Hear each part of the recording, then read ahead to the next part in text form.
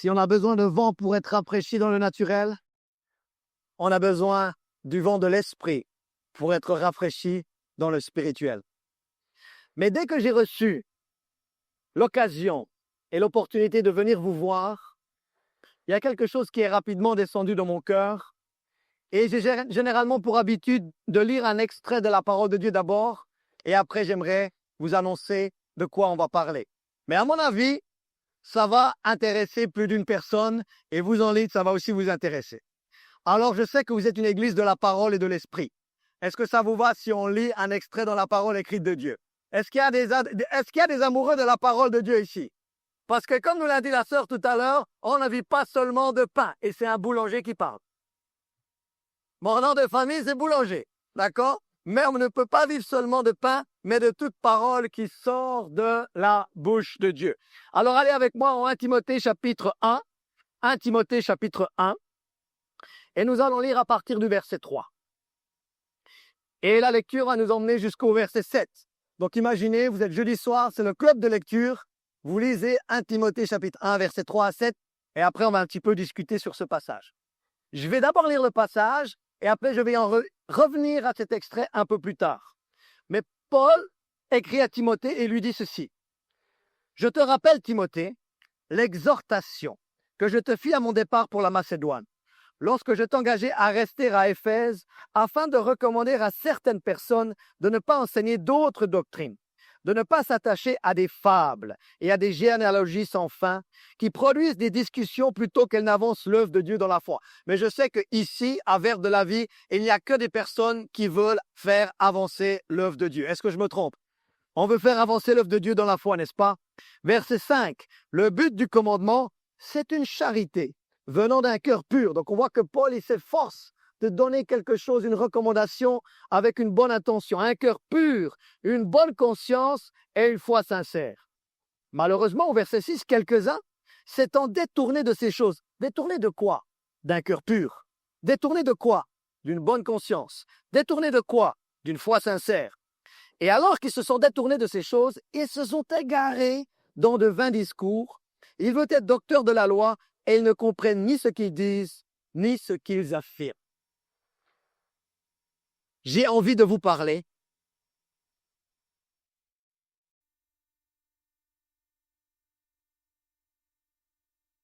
d'éprouver le surnaturel. Ou on pourrait dire examiner le surnaturel. Si vous êtes anglophone, on pourrait dire testing the supernatural. Parce que nous vivons dans une ère et dans une époque où le Seigneur Jésus lui-même nous a parlé d'un contexte de séduction. Un contexte de faux enseignants. Un contexte de faux prophètes. Paul nous a dit par l'Esprit, l'Esprit dit expressément que dans les derniers temps, il y aura des temps difficiles.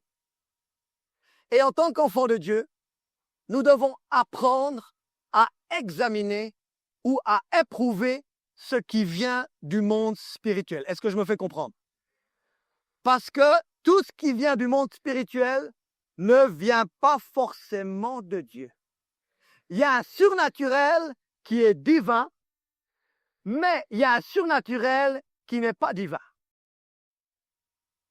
C'est-à-dire que certaines fois, un enfant de Dieu, il va recevoir une vision, il va recevoir un rêve, il va recevoir une parole, il va recevoir une image, il va faire un songe. Comment faire la différence entre ce qui vient de Dieu et ce qui ne vient pas? Est-ce que j'intéresse quelqu'un? Avez-vous déjà eu un songe? Avez-vous déjà eu un rêve? Quelqu'un vous a-t-il déjà donné une parole qui vous a plus perturbé que édifié, encouragé, consolé, exhorté? Certaines fois, j'ai des bien-aimés qui viennent me voir. Pasteur, il y a quelqu'un qui m'a donné une parole. J'en suis totalement sans dessus-dessous. Je suis perturbé. Ça a semé la crainte dans mon cœur. J'ai dit, mais pourquoi vous acceptez cette parole? Aucune arme forgée contre vous ne pourra prospérer. Vous êtes le prophète de votre vie. Donc n'acceptez pas n'importe quelle parole que quelqu'un vous aurait donnée. Et même si moi je vous donne une parole, vous n'allez pas l'accepter comme une parole de l'évangile. Vous allez l'éprouver. Tout le monde dit éprouver le surnaturel. Mais j'aimerais quand même vous dire qu'il y a un surnaturel qui est divin. Il y a un surnaturel qui vient de Dieu. Et l'Église n'est pas censée seulement être quelque chose de naturel, elle doit être surnaturelle. L'Église est née dans le surnaturel. L'Église est née avec une démonstration d'esprit et de puissance. L'Église est née dans le feu du Saint-Esprit. Et à mon avis, Dieu sait terminer ce qu'il a commencé. Raison pour laquelle, s'il a commencé l'Église avec du feu, il ne va pas la terminer avec de la glace. Il va la terminer avec une démonstration d'esprit et de puissance. Mais l'enfant de Dieu doit savoir, est-ce que ce surnaturel-là, il est divin ou est-ce que ce surnaturel-là, il est diabolique? Est-ce que je peux vous montrer un surnaturel qui vient vraiment de Dieu? À la naissance de l'Église, en Actes chapitre 2, verset 17, on voit un surnaturel qui vient de Dieu. Acte 2, 17 nous dit que dans les derniers jours, dit Dieu, je répandrai de mon esprit. De quel esprit? L'esprit de Dieu. Je répandrai de mon esprit sur combien de chair? Toute chair. Oh, pasteur, moi je suis trop jeune pour expérimenter le surnaturel de Dieu. Mais la Bible me dit, vos fils et vos filles prophétiseront. Moi, je suis trop occupé dans la vie active pour expérimenter le surnaturel de Dieu. Mais ma Bible me dit que vos jeunes gens auront des visions. Mais on parle de vraies visions. On parle de vraies prophéties. Oh, pasteur, moi je suis trop âgé. Je suis trop âgé, ma vie active est derrière moi, je ne peux plus avoir quelque chose d'expérience avec le surnaturel de Dieu. Pourtant, ma Bible me dit que vos vieillards auront des songes. Pasteur, moi je suis une femme. Est-ce que je peux aussi expérimenter le surnaturel de Dieu? Ma Bible me dit, oui, sur mes serviteurs et sur mes servantes. Dans ces jours-là, je répandrai de mon esprit et ils prophétiseront. Est-ce que vous voyez quelque chose? Qu'il y a un vrai surnaturel qui vient de Dieu, il y a un vrai esprit de Dieu, il y a un vrai Saint-Esprit et il veut se répandre sur toute chair, peu importe notre génération. Là, on voit l'esprit de Dieu répandu sur 3 générations, sur les fils et les filles, sur les jeunes gens et sur les seniors. Vous imaginez une église locale comme la vôtre où il y a les jeunes qui coulent dans l'esprit, il y a les enfants qui coulent dans l'esprit, il y a les jeunes adultes qui coulent dans l'esprit, et il y a les seniors qui coulent dans l'esprit, de telle sorte que quand tu sors dans la rue, tout d'un coup, tu as une parole de connaissance pour quelqu'un que tu n'as jamais rencontré, et la personne fond en larmes parce que c'était inspiré de Dieu, et l'esprit t'a révélé quelque chose que quelqu'un avait besoin d'entendre. Qui a envie de grandir dans l'esprit? Qui a envie de grandir dans la vie de l'esprit? Parce que je sais que vous êtes une église qui aime la parole, mais qui aime le Saint-Esprit. Mais aujourd'hui, on va parler de grandir dans l'esprit. Est-ce que ça vous va? Mais pour pouvoir grandir dans l'esprit, il faut toujours passer par l'étape d'éprouver le surnaturel ou examiner le surnaturel. Je ne peux pas accepter n'importe quoi venant du monde spirituel. Parce que dans le monde spirituel, il n'y a pas seulement le monde spirituel de Dieu, il y a aussi un monde spirituel qui est un monde spirituel de contrefaçon. Je vous ai donné un verset qui nous parle du vrai spirituel, du vrai surnaturel de Dieu, du vrai Saint-Esprit, du véritable Esprit de Dieu. Et c'est celui-là qu'on veut ici, rassurez-moi. Mais regardez, il en existe un autre. Il existe un autre surnaturel qui est mensonger. Un autre surnaturel qui est trompeur. Parce que le surnaturel de Dieu va toujours libérer les gens. Le surnaturel de l'ennemi va toujours piéger les gens, entraver les gens, lier les gens. Mais quand c'est vraiment l'Esprit de Dieu qui le fait, c'est pour la liberté que Christ nous a rachetée. Donc le surnaturel de Dieu, le surnaturel divin, il libère les gens. Il libère les gens des maladies, il libère les gens des oppressions, il libère les gens des insomnies. Je déclare que la personne insomniaque, elle est libérée de son insomnie dans le nom de Jésus parce que l'Esprit de Dieu libère. Mais regardez le spirituel ou le surnaturel qui n'est pas de Dieu. On le voit en 2 Thessaloniciens 2,9. Il nous parle de l'apparition d'un certain homme, un homme impie. Et cet homme-là, cet homme du péché, il va apparaître et il va venir par la puissance de Satan, avec toutes sortes d'actes extraordinaires. Est-ce que vous remarquez qu'il y a des actes extraordinaires qui sont d'origine satanique? Est-ce que vous remarquez qu'il y a des miracles qui sont d'origine satanique? Est-ce que vous voyez qu'il y a des prodiges trompeurs qui viennent du camp opposé? Donc, on ne peut pas prendre comme argent comptant tout ce qui vient du monde spirituel. Il faut l'éprouver. Il faut le tester. Il faut l'examiner. Si je reçois une parole de quelqu'un, la première chose que je dois faire, c'est éprouver cette parole. Si je donne une parole pour quelqu'un, la première chose, je dois éprouver cette parole. Vous savez, avant de donner la parole par rapport au vent, que le Saint-Esprit est comme un vent, c'est quelque chose que j'avais reçu dans l'Esprit. Mais l'Esprit va généralement nous emmener dans la parole de Dieu. Parce que l'Esprit et la parole ne sont jamais en désaccord. Et vous avez remarqué que quand c'est vraiment inspiré par l'Esprit de Dieu, il y a toujours la parole écrite de Dieu pour nous rassurer. Quand Pierre prêche sur l'Esprit de Dieu qui a été répandu sur toute chair, ils se disent, mais ça vient d'où? Est-ce que c'est de Dieu ou ce n'est pas de Dieu? Il y a des gens, on les croirait qu'ils sont ivres. On a l'impression qu'ils ont trop bu de vin. Est-ce que ça vient de Dieu ou ça ne vient pas de Dieu? Mais ils se sont posé la question. Mais Pierre, ayant du discernement, et Pierre, connaissant sa parole, il a dit, attends, le prophète Joël avait annoncé quelque chose. Il avait annoncé que dans les derniers jours, l'Esprit de Dieu... Est-ce que vous voyez comme Pierre a éprouvé le surnaturel? Est-ce que vous voyez comme Pierre, il a examiné le surnaturel? Il dit, attends, il y a un de nos prophètes qui avait annoncé quelque chose et je crois que cette prophétie est en train de s'accomplir maintenant. Voilà comment on éprouve quelque chose venant du monde spirituel. La première discipline spirituelle, ce serait toujours quand dit la parole de Dieu. Ça, c'est la base de la base de la base de la base.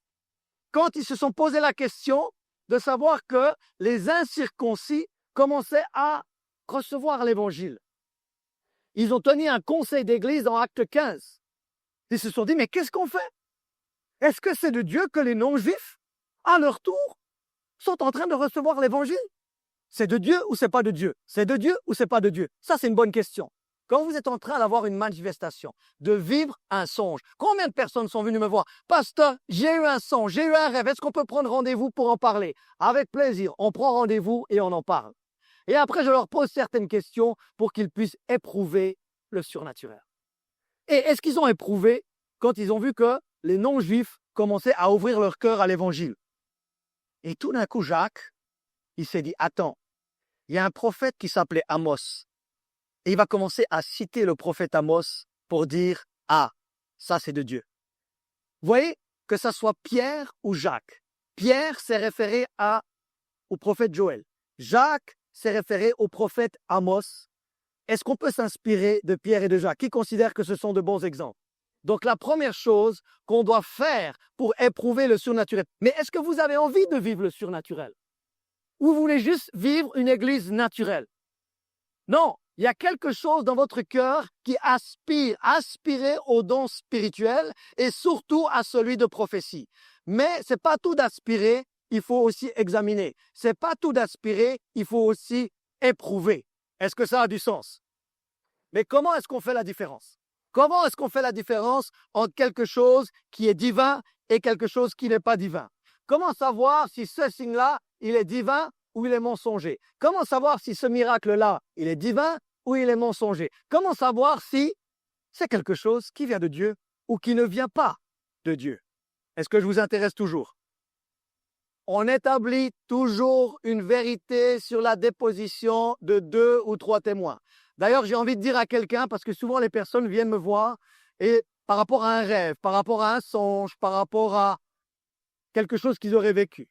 Moi, j'ai envie de vous dire, si déjà ça ne se répète pas, n'y prêtez pas trop attention. Si ça commence à se répéter, il y a peut-être quelque chose qui vient de Dieu. Aussi, si vous n'en avez pas l'interprétation de suite, c'est un peu dérangeant. Ne partez pas directement en fonction de ce rêve ou de cette vision que vous aurez reçue. Moi, je ne le ferai pas. Maintenant, est-ce que c'est biblique d'examiner? Est-ce que c'est biblique d'éprouver? Est-ce qu'on peut aller voir ce que Paul nous a dit? Notre thème, c'est éprouver le surnaturel. Qu'est-ce que Paul a dit sur la question? L'église des Thessaloniciens était une église qui avait plutôt tendance à se fermer aux choses de l'esprit. Mais je sais que vous n'êtes pas fermés aux choses de l'esprit, vrai ou pas? Et il a dû leur dire de ne pas éteindre l'esprit. Est-ce qu'on peut lire 1 Thessaloniciens 5, verset 19? N'éteignez pas l'esprit.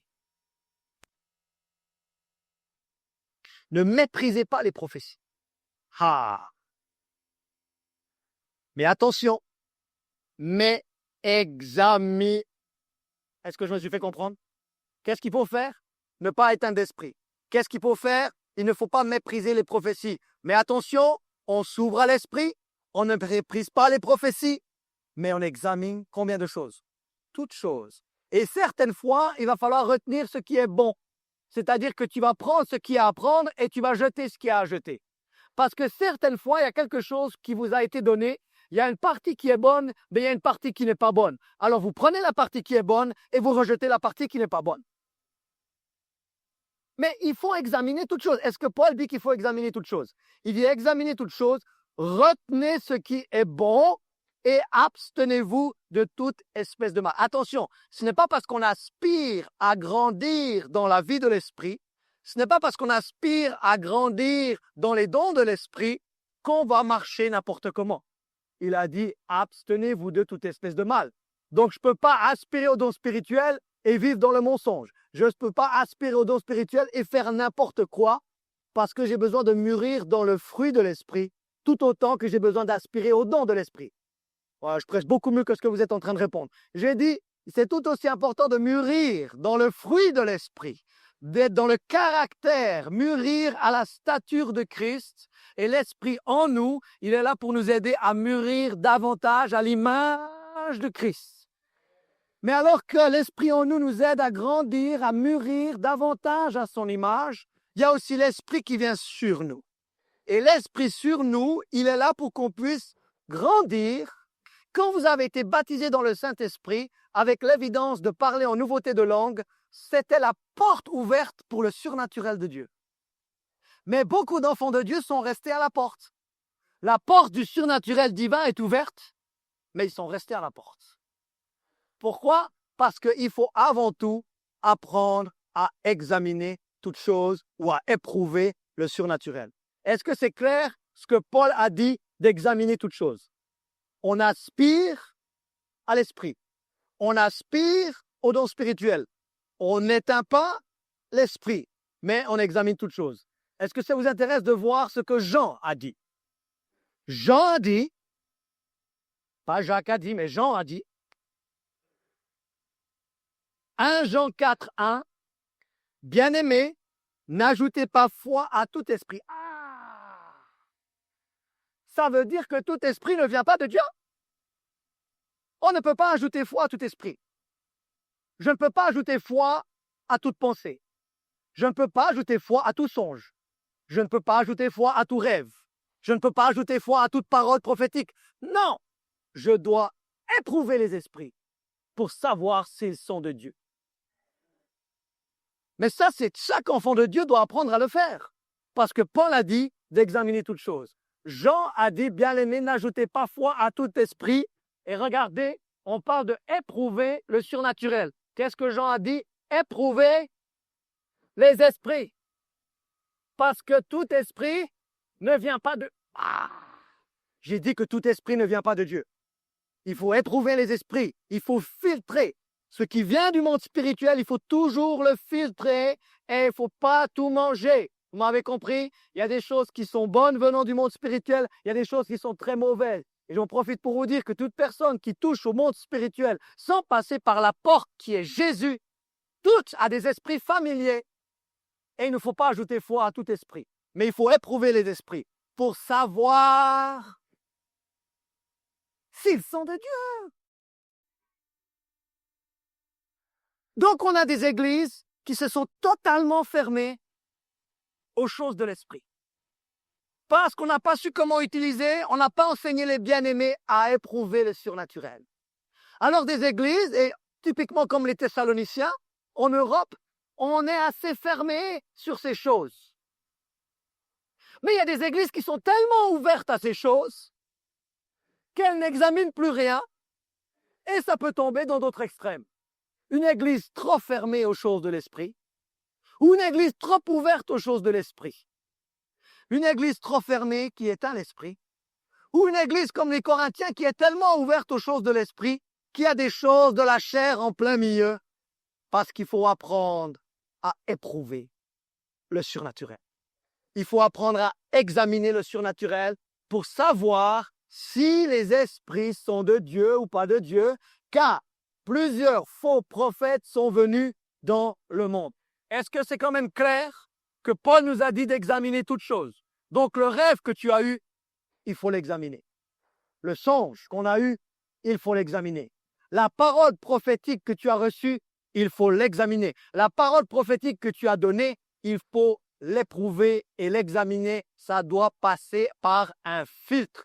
Et on a dit que le premier filtre, comme Pierre, comme Jacques, c'est la parole écrite de Dieu. Pourquoi? Parce qu'aujourd'hui, nous sommes dans un contexte de séduction où il y a de faux prophètes qui sont venus dans le monde. Donc Paul nous dit d'examiner. Jean nous dit éprouver. Est-ce qu'on peut voir ce que Jésus a à dire sur la question? Apocalypse 2.2. Qui pense que si on se fie aux paroles de Jésus, c'est fiable. Et on établit toujours une vérité sur la déposition de 2 ou 3 témoins. Là, on en a combien? On en a déjà 2. 2 apôtres qui nous disent examinez toutes choses. Ça, c'était Paul. Apôtre Jean nous dit éprouvez les esprits. S'il y a des anglophones parmi nous ou en ligne, you gotta test the spirits. Mais vous pensez que tout mouvement sectaire a commencé comment?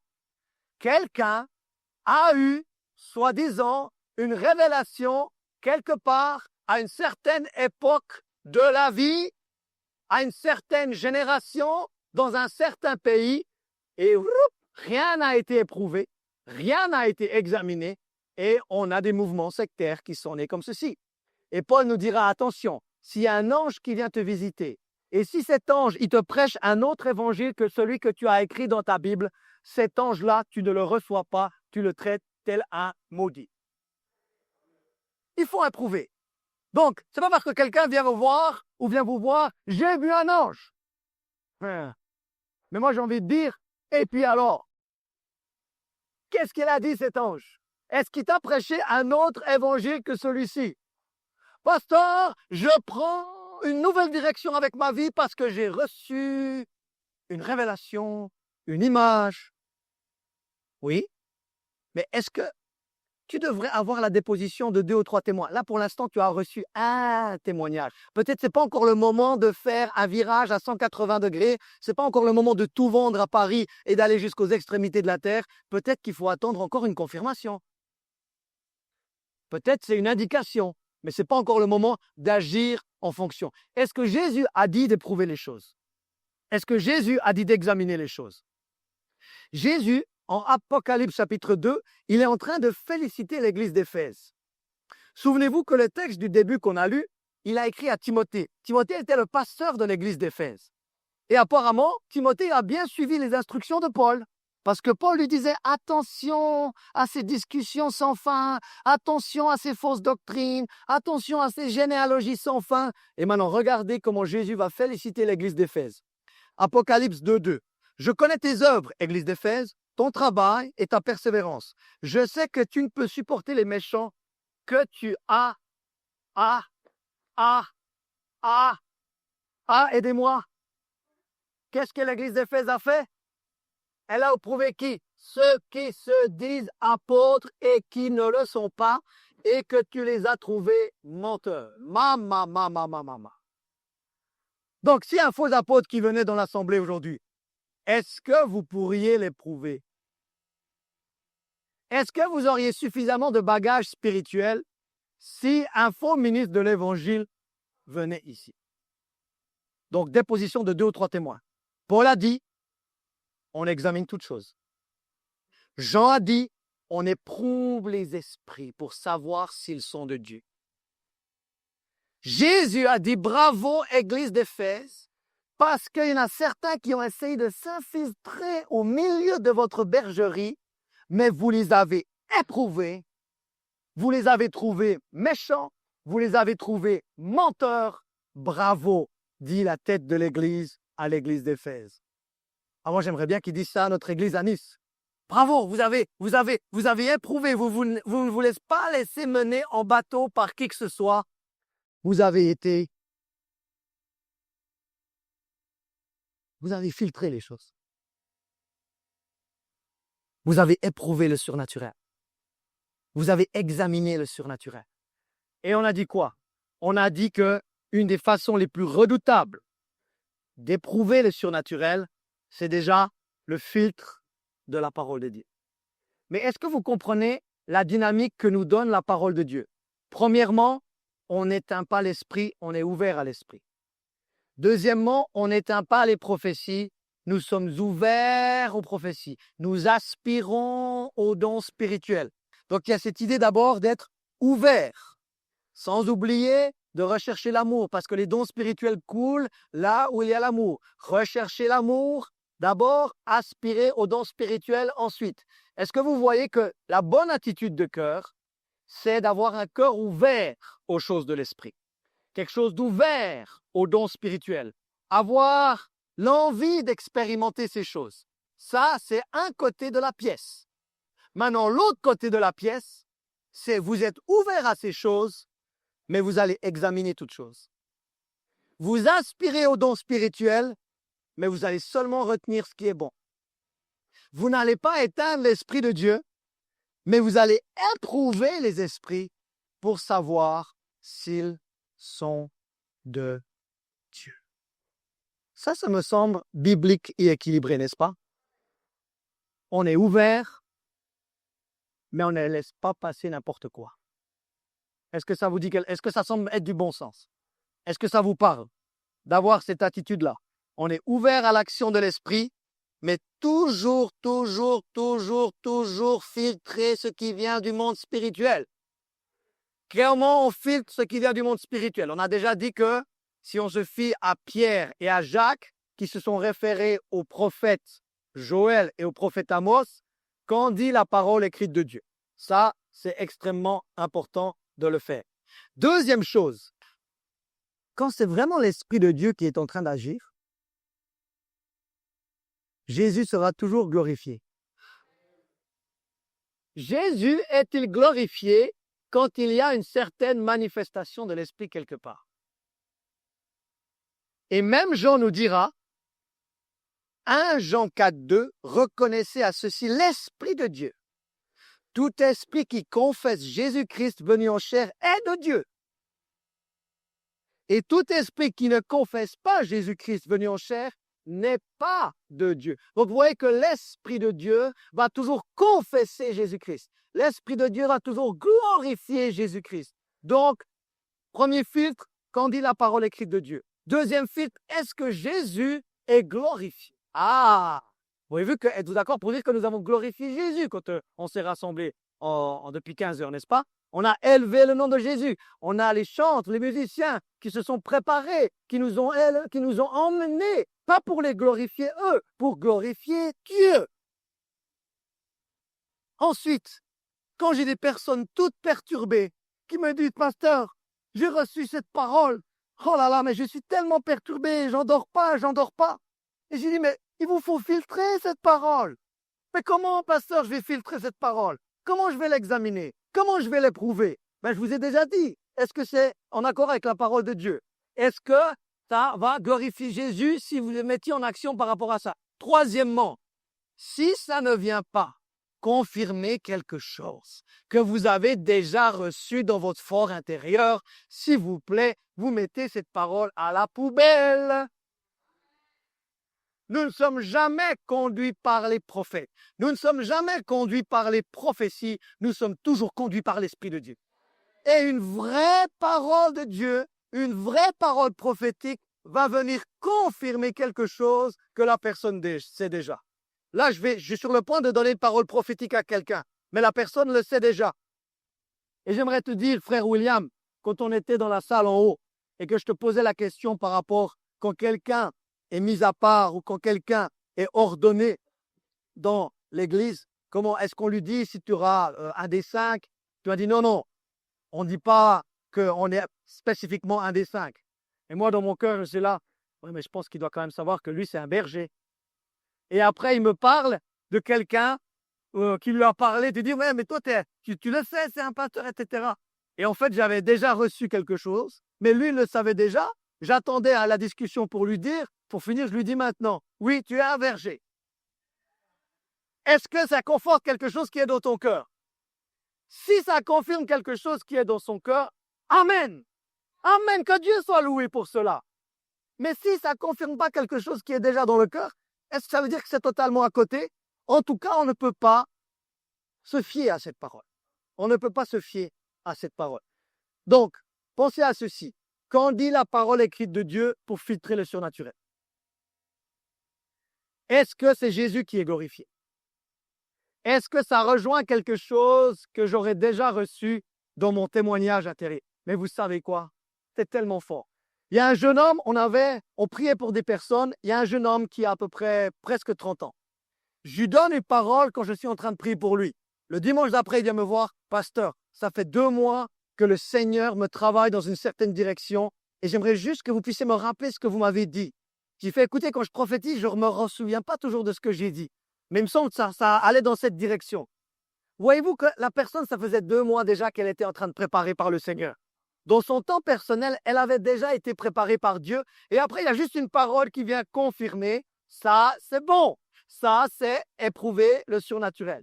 Maintenant, il y a 3 questions que l'on peut aussi se poser pour pouvoir éprouver le surnaturel. Quand Paul a écrit à Timothée tout au début de notre texte, il dira 1 Timothée 1,3. En partant pour la Macédoine, je t'ai encouragé à demeurer à Éphèse pour avertir certains de ne pas enseigner de doctrine étrangère à la foi. Remarquez là où il est parti, en Macédoine. Vous vous souvenez comment Paul est arrivé en Macédoine pour la première fois? Une vision totalement surnaturelle d'un Macédonien lui est apparue. Est-ce que c'était de Dieu? Avez-vous déjà reçu une vision en vous demandant est-ce que c'est de Dieu ou c'est pas de Dieu? Et une des questions que l'on pourrait se poser, en plus de se poser la question, qu'en dit la parole écrite de Dieu? Est-ce que Jésus est glorifié? Est-ce que ça confirme un témoignage intérieur? Posez-vous la question, comment avez-vous reçu ce que vous avez reçu? Comment? Qu'est-ce que vous étiez en train de faire? À mon avis, si vous étiez en train de faire de l'astrologie et de marcher sur des braises, à mon avis, vous ne touchez pas au bon monde spirituel. Et vous seriez surpris certaines fois que beaucoup dans la Bible ont été visités par des visions, des songes et des rêves totalement surnaturels venant de Dieu en faisant quelque chose de totalement naturel. Vous voulez des exemples? Joseph, âgé de 17 ans, était en train de paître le troupeau de son père. Et c'est pour ça que je vous dis, vous n'avez pas besoin d'attendre 67 ans pour avoir des expériences avec Dieu. À l'âge de 17 ans, vous pouvez avoir des expériences avec Dieu. Il était en train de s'occuper du troupeau de son père. Et c'est là qu'il a reçu une vision. Moïse, qu'est-ce qu'il faisait avant l'expérience du buisson ardent? Il était en train de s'occuper du troupeau de son beau-père. Gédéon, qu'est-ce qu'il faisait avant la visite de l'ange? Il était en train de battre du froment au pressoir. Vous pouvez être en train de faire quelque chose de totalement naturel. Ce que je suis en train de vous dire, c'est qu'une vraie manifestation de Dieu, on ne la provoque pas. Elle vient nous rencontrer. Est-ce que je me fais comprendre? Est-ce que ça veut dire qu'on ne peut pas prier? Mais bien sûr qu'on peut prier. Est-ce que ça veut dire qu'on ne peut pas louer et adorer? Mais bien sûr qu'on peut louer. Est-ce que ça veut dire qu'il ne faut pas lire la Bible? Bien sûr qu'il faut lire la Bible. Savez-vous comment Daniel a reçu la visite de l'ange en Daniel 9? Il était en train d'aller dans les écrits de Jérémie. Et alors qu'il était en train de se dire les 70 ans arrivent à leur terme, on devrait quitter la captivité. Et alors qu'il était en train de lire sa Bible, une vision divine est venue. Donc tu peux avoir une vision divine en train de faire quelque chose de totalement naturel, ou tu peux avoir une vision divine en train de lire ta Bible. Corneille était un homme de prière et qui faisait des aumônes. Vous voyez comment, par ses prières et par ses aumônes, alors qu'il n'était pas juif, tout d'un coup, il a reçu une vision extraordinaire, la visite d'un ange. Pierre, avant d'avoir sa vision et qu'il est tombé en extase, qu'est-ce qu'il faisait? Il est monté sur le toit et il voulait prier. Mais il avait faim. Ça vous arrive d'avoir faim? Et alors qu'il avait faim, quelqu'un le préparait à manger. À mon avis, il n'y a rien de plus naturel que ça. Tu as faim, quelqu'un te prépare à manger et tu tombes en extase. Extase de Pierre. Ouh. Alors qu'il attend son repas. Imaginez, vous allez dans le petit café du coin, tu attends ton repas et tu tombes en extase. Ce que je suis en train de vous dire, c'est que tu ne peux pas la provoquer à ta guise, mais tu peux céder quand elle arrive. Est-ce que je me fais comprendre? Parce que si tu essayes de la provoquer à ta guise, tu risques de toucher à quelque chose qui n'est pas divin. Évidemment, il faut faire les bonnes choses. La prière, c'est correct. La louange, c'est correct.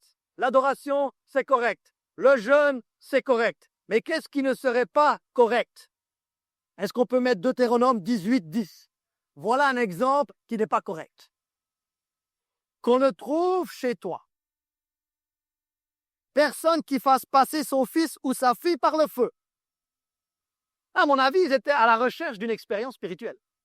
À mon avis, ils étaient à la recherche d'une manifestation spirituelle.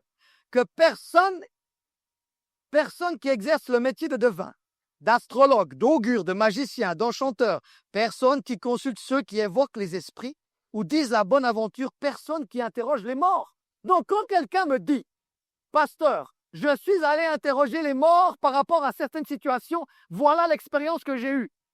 Mais moi, je mets tout de suite, stop! Stop! Ne continue pas. Ne pense pas que c'est Dieu qui est en train de te diriger. Parce qu'on ne peut pas consulter les morts et s'attendre à avoir une vraie manifestation. Est-ce que je me fais comprendre? Est-ce que vous comprenez la différence entre quelqu'un qui bat du froment au pressoir et qui se fait visiter par un ange et quelqu'un qui va commencer à interroger les morts? D'où ma question. Quand vous recevez quelque chose venant du monde spirituel, un songe, un rêve, une vision, une parole prophétique, ma question est, qu'étiez-vous en train de faire lorsque vous l'avez reçu? C'est une bonne question. Vous voulez savoir qu'est-ce que je faisais quand j'ai été sauvé? Mon témoignage du salut? J'avais un tablier autour de la taille et j'étais dans mon logement en train de cuisiner. Vous voulez savoir ce que j'ai fait quand Dieu m'a appelé au ministère? J'étais en train de conduire ma voiture en priant en langue, mais attention, avec les yeux ouverts. Tout le monde dit les yeux ouverts. Tout le monde dit les yeux ouverts. Donc, l'expérience de mon salut, c'est avec un tablier de cuisine autour de la taille. Mon expérience de mon appel au ministère, c'est en train de conduire une voiture, les yeux ouverts, en priant en langue et en ayant l'interprétation de mes langues pour la première fois. Est-ce que j'étais en train de traverser le feu? Est-ce qu'on peut remettre Deutéronome 18? Est-ce que j'étais en train d'interroger les morts? Est-ce que je suis allé voir l'astrologue? Est-ce que j'étais en train de marcher sur des braises? La façon dont la personne a reçu quelque chose venant de Dieu est capitale à comprendre. Capitale à comprendre. Donc en plus de ce qu'en dit la parole, en plus de savoir que l'Esprit de Dieu va toujours confesser Jésus-Christ, en plus de savoir que quelque chose doit venir confirmer quelque chose que tu as déjà reçu dans ton fort intérieur. On a eu un invité pendant le week-end de Pentecôte, tout d'un coup il me demande, Philippe, lève-toi. Il m'a dit, bon, il va faire une illustration. Tout d'un coup, ma femme était en train de traduire, il prend son veston, il place son veston sur ma femme et sur moi. Moi, je me suis dit, il va expliquer quelque chose. Il dit, non, il y a une nouvelle onction qui vient sur toi et sur ton épouse. Waouh! Mais je retourne dans mon journal et je trouve que j'étais en train d'écrire des choses par rapport à l'onction. Et maintenant, la confirmation publique a... Oh, ça, il faut élever le Seigneur pour ces choses. Ça, c'est quelque chose de bon. Ça, c'est quelque chose de divin qui vient confirmer quelque chose qu'on a déjà reçu. Une question qu'on se pose, comment est-ce qu'on a reçu quelque chose qui vient du monde spirituel? Une deuxième question, laissez-moi vous donner encore 2 questions avant de terminer. Une deuxième question qu'on pourrait se poser quand on reçoit quelque chose du monde spirituel. En plus de savoir qu'est-ce que j'étais en train de faire quand je le faisais. Daniel était en train de lire Jérémie. Pierre avait faim et attendait son repas. Les 120 de la chambre haute étaient en train de prier et d'attendre la promesse que Jésus avait faite. Donc vous voyez que vous pouvez prier puis vivre des choses.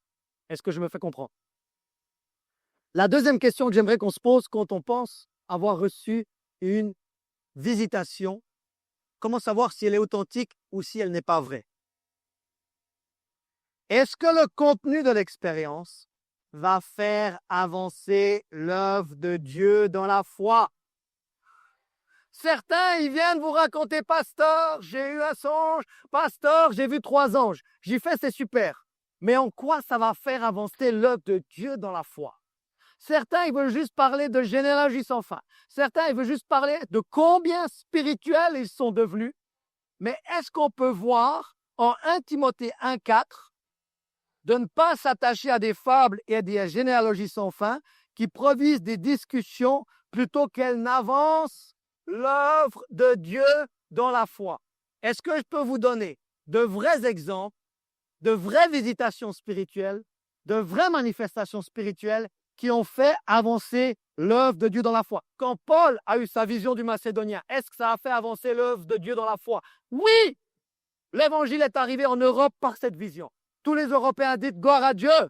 Il faut dire gloire à Dieu. Les Africains, est-ce que vous savez comment l'évangile est arrivé sur votre continent? Philippe était en pleine évangélisation en Samarie. Ensuite, on lui dit, toi, tu quittes le réveil et tu descends à Gaza, là où il y a la guerre.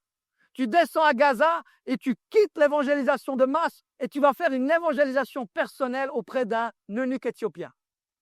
Est-ce que cette visitation a fait avancer l'œuvre de Dieu dans la foi? Oui, c'était la percée de l'évangile en Afrique. Quand Corneille a eu sa visitation de l'ange, quand Pierre est tombé en extase sur le toit parce qu'il avait faim et il attendait son repas, après ces deux-là se sont rencontrés surnaturellement parlant. L'un a une visite de l'ange, l'autre est tombé en extase. Ils n'étaient pas au même endroit, mais ils se sont retrouvés. J'appelle des connexions divines dans cette assemblée. Que des Corneilles et des Pierres se connectent et que des Cornélias et des Pierrettes connectent. Mais est-ce que cette expérience de Corneille et de Pierre, quand Pierre il allait prêcher l'évangile dans toute la maisonnée de Corneille, ils ont tous été baptisés du Saint-Esprit, ils ont tous été baptisés d'eau, l'évangile a atteint les non-juifs. Écoutez, une vraie visitation spirituelle, une vraie manifestation spirituelle, elle n'est pas pour faire du blabla, elle est là pour faire avancer l'œuvre de Dieu. Si ça ne fait pas avancer l'œuvre de Dieu dans la foi, ça c'est dans notre texte du début, alors quand tu as ton rêve, quand tu as une vision, quand tu reçois une prophétie, pose-toi la question, en quoi ça va faire avancer l'œuvre de Dieu? Quand Dieu m'a appelé à plein temps dans le ministère, ça fait 14 ans que je suis à plein temps dans le ministère, est-ce que ça a fait avancer l'œuvre de Dieu? Ben j'espère. On a baptisé plus de 200 personnes depuis qu'on a fait la transition avec les pasteurs fondateurs. Le ministère m'a emmené en Haïti, le ministère m'a emmené au Québec, le ministère m'a emmené en Afrique du Sud, le ministère m'a emmené au Mozambique, le ministère m'a emmené au Congo, en Côte d'Ivoire, en Scandinavie. Une vraie interaction de Dieu va faire avancer l'œuvre de Dieu. Pas de généalogie sans fin, pas juste pour dire à quelqu'un combien je suis spirituel. Donc, posez-vous les 3 questions. Comment est-ce que vous avez reçu ce que vous avez reçu? Est-ce que ça va faire avancer l'œuvre de Dieu dans la foi? Est-ce que je peux encore vous poser une question? Quel est le fruit que l'expérience spirituelle produit dans la vie de la personne qui l'a reçue? Est-ce qu'on peut lire 1 Timothée 1, 5, 6? Le but de cet avertissement, c'est toujours le texte du début, est d'éveiller l'amour. Je vous donne le scénario de quelqu'un qui a reçu quelque chose qui ne vient pas de Dieu. J'ai reçu quelque chose que personne n'a jamais reçu sur la terre. Ça commence mal. Parce que personne n'a le même niveau spirituel que moi. Personne n'était encore à cette capacité spirituelle. Et là, on a quelqu'un qui commence à tomber dans l'orgueil, alors qu'une vraie manifestation spirituelle va te faire éveiller l'amour. Oh, je parle à quelqu'un, je parle à quelqu'un. Non, je n'ai plus besoin de personne, je n'ai plus besoin d'église locale par-ci, je n'ai plus besoin d'église locale par-là. C'est Babylone partout. Moi, j'ai reçu une révélation qui dépasse tout ça. Se réunir avec d'autres enfants de Dieu, non, ça c'est nul. Moi, je suis dans une autre stratosphère spirituelle. Mais je suis désolé, quelqu'un qui est dans une autre stratosphère spirituelle et qui ne marche pas davantage dans l'amour a reçu une erreur. N'a pas reçu une vraie manifestation.